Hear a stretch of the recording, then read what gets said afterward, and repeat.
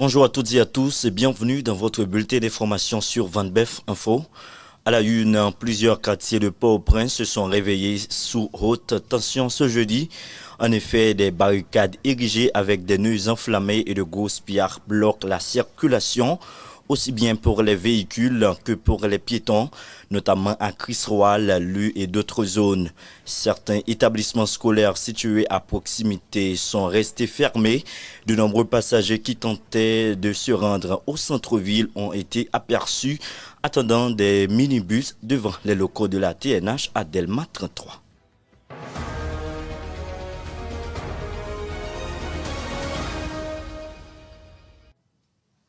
Des citoyens en colère ont organisé un sit-in le mercredi 19 février 2025 devant la villa d'accueil pour dénoncer la crise alimentaire et l'insécurité. Rassemblés dès le matin, ils ont bloqué l'entrée principale, empêchant des véhicules officiers d'y accéder. Face à la situation qui se dégrade, ils ont lancé des propos exprimant leur ras-le-bol. L'ampleur de la mobilisation a perturbé la circulation avant qu'un retour au calme ne soit observé. La capitale, déjà marquée par la violence des gangs, connaît une nouvelle montée de tension.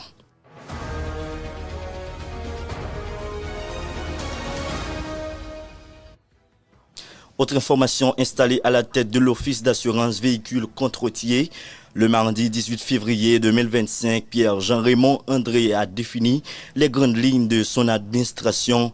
Ses priorités s'articulent autour de 6 axes majeurs: la sensibilisation des usagers sur l'importance de l'assurance et du respect du code de la route, la déconcentration des services pour une meilleure accessibilité, l'amélioration de l'efficacité dans le traitement des réclamations, de l'optimisation du recouvrement des fonds, la modernisation des infrastructures et l'intégration outils technologiques avancés. Ces mesures, selon lui, visent à renforcer la performance de l'OAVCT et à offrir des services plus rapides et accessibles à la population.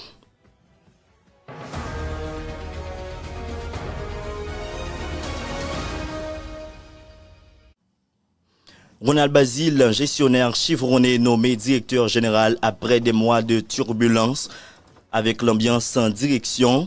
Fort de 35 ans d'expérience, il a gravi les échelons et piloté des réformes majeures aux soins de l'institution.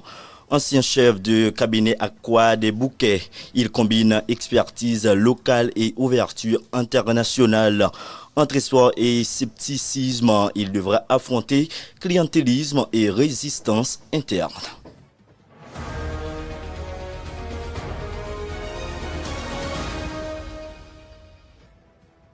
L'ULCC veut doter d'Haïti d'une nouvelle politique nationale anticorruption pour la prochaine décennie. Dans cette optique, l'institution a mis en place un comité chargé d'élaborer une nouvelle stratégie de lutte contre la corruption. La présentation des membres de ce comité a eu lieu le mardi 19 février 2025 en présence notamment du secrétaire général de la primature, de la représentante spéciale du secrétaire général des Nations Unies, Isabelle Salvador, ainsi que la chargée d'affaires et chef de coopération de l'ambassade du Canada en Haïti.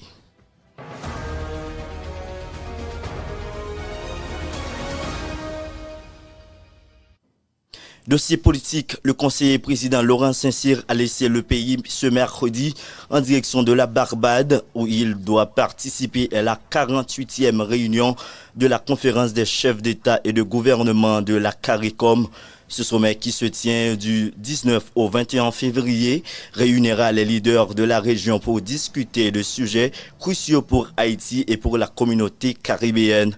Les questions de sécurité et de lutte contre la criminalité seront également au centre des échanges afin de renforcer la coopération régionale en la matière et d'obtenir un soutien accru en faveur de la MSS Haïti, a indiqué la présidence.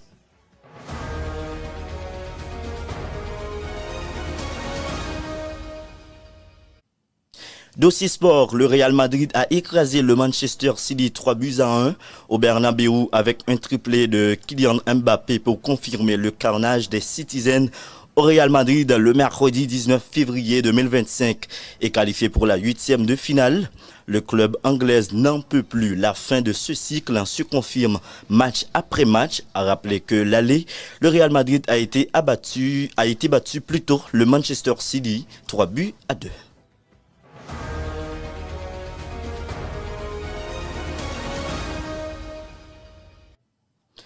Dans l'international, à l'occasion d'une cérémonie très symbolique, les autorités françaises ont officiellement rétrocédé le camp militaire de Pourboire aux autorités ivoiriennes ce jeudi 20 février.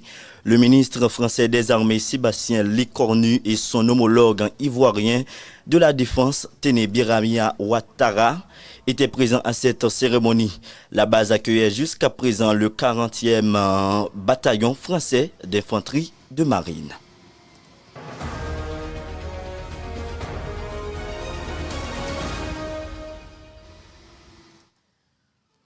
L'arrivée au pouvoir de Donald Trump a mis la politique canadienne au sens dessous. Elle a d'abord complètement modifié la course à la succession du Premier ministre Justin Trudeau, puis elle a bouleversé les intentions de vote pour élections qui auront lieu sans doute à la mi-mars 2025.